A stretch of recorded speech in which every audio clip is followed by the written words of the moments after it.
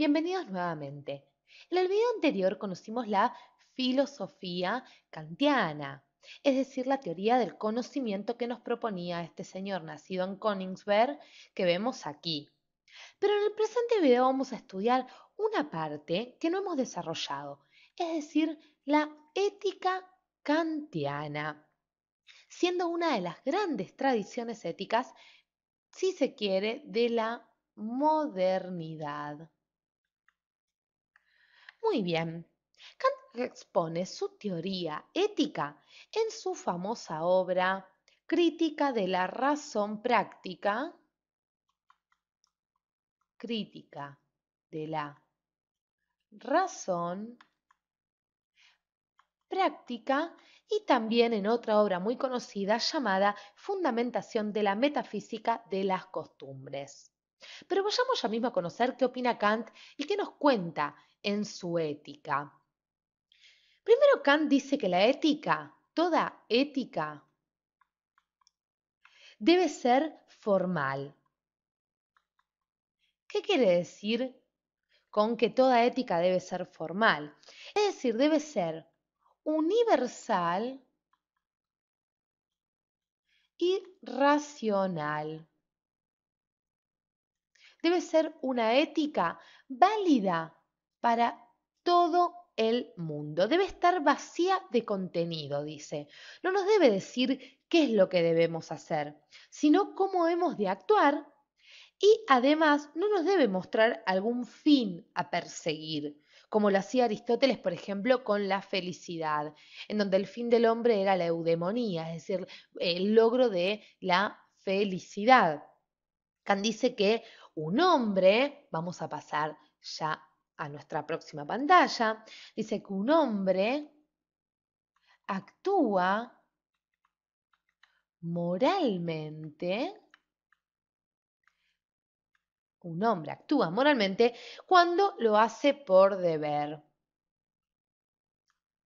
cuando lo hace por deber. Por eso a la ética kantiana se la va a conocer como deontológica o se la va a denominar como deontológica por ser una ética del deber. Ahora bien, el deber es, como dice Kant, la necesidad de una acción por respeto a la ley. Vamos a ubicarlo aquí. La necesidad de una acción, dice Kant, por respeto a la ley. Es decir, someterse a la ley, que yo como persona me someta a la ley por respeto a ella. Pero sigamos indagando un poquito más con respecto a esto del deber, a esto de que un hombre actúa moralmente cuando lo hace por deber, porque Kant nos va a hablar de tres tipos de acciones. Y atentos con esto porque es muy importante. Dice que están las acciones contrarias al deber. Acciones contrarias al deber. Dice que por otro lado están las acciones conformes al deber. Acciones conformes al deber. Y también nuestro amigo Kant nos va a decir que están las acciones por deber. Acciones por deber. Es decir, que son las que poseen valor moral. Las que poseen valor moral. Y recordemos, porque en filosofía siempre hay que volver a las premisas anteriores, recordemos que todo hombre actúa moralmente cuando lo hace por deber. Pero para poder comprender esto, tomemos el ejemplo clásico que utilizan los profesores de filosofía para hablar de estas acciones contrarias al deber, conformes al deber o acciones por deber. Tomemos entonces el ejemplo, pobrecito, de la persona que se ahoga en un río, que es un amigo que yo me entero que habló mal de mí. Si yo veo que esa persona se ahoga y no lo salvo porque me enteré que ayer habló mal de mí, estoy obrando según Kant por inclinación. Obro por inclinación.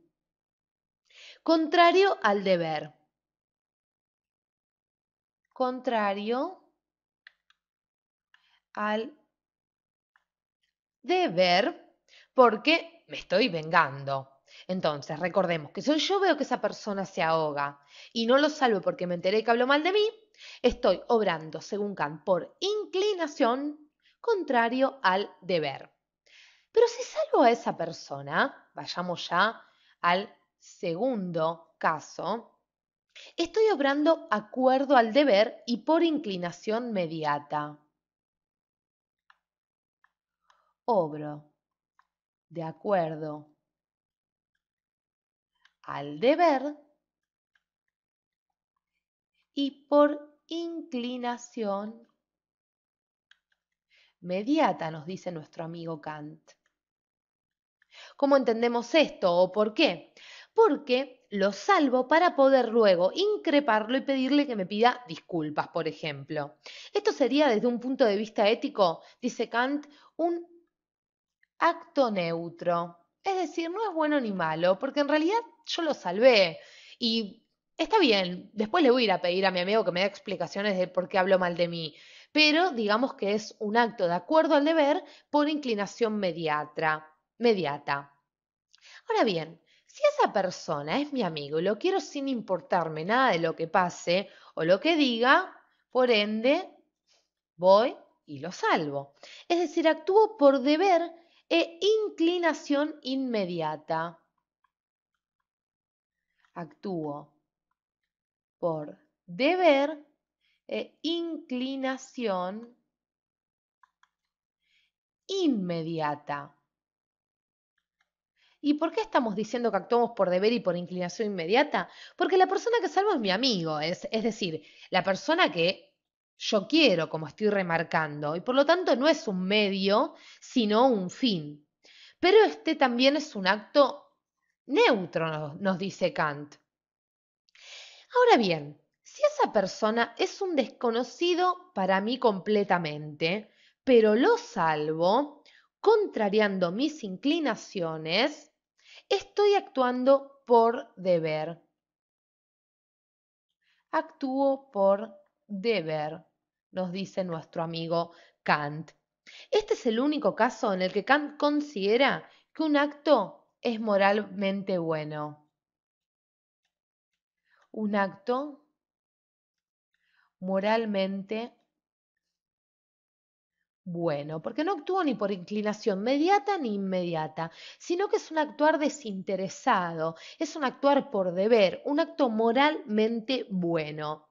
El valor moral, vamos a hacer un espacio aquí, vamos a dejar así. El valor moral, dice Kant, o si se quiere, el valor moral de una acción, mejor dicho, radica en el móvil que determina su realización. Es decir, cuando este móvil es el deber, tiene valor moral. El principio por el cual se realiza un acto es llamado por Kant máxima.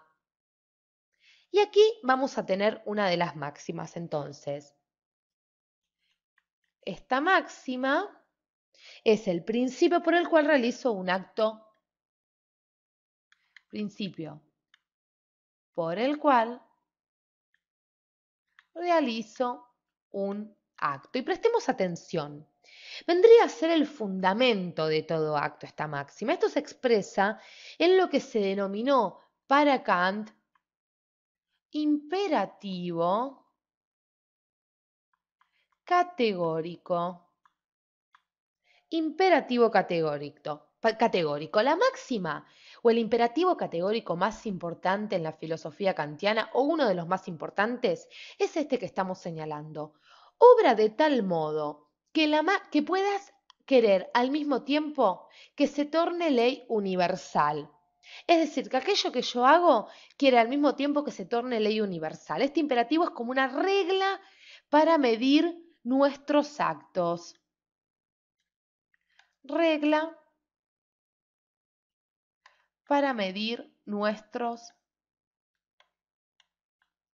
actos. Debemos entenderlo así, como una regla para medir nuestros actos. Entonces, para Kant, obramos moralmente solo cuando podemos desear que nuestro acto sea válido para todos o que nuestro deseo sea válido para todos.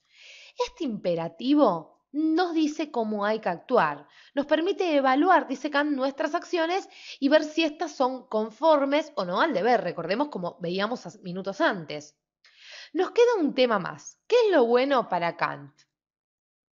¿Qué es lo bueno cuando nosotros nos preguntamos qué es lo bueno? Para él lo bueno o lo absolutamente bueno es la buena voluntad, dice. La buena voluntad. El deseo de hacer siempre, dice, las cosas de la forma adecuada. El deber entonces siempre es un fin en sí mismo. Muy bien, esto ha sido la ética kantiana de forma resumida. Claro está que la filosofía es muy extensa y requiere de mucho estudio, pero es bueno acercarse de esta forma para conocer las premisas principales. Muchas gracias por acompañarnos hasta aquí y sigamos viendo juntos nuestros videos de filosofía.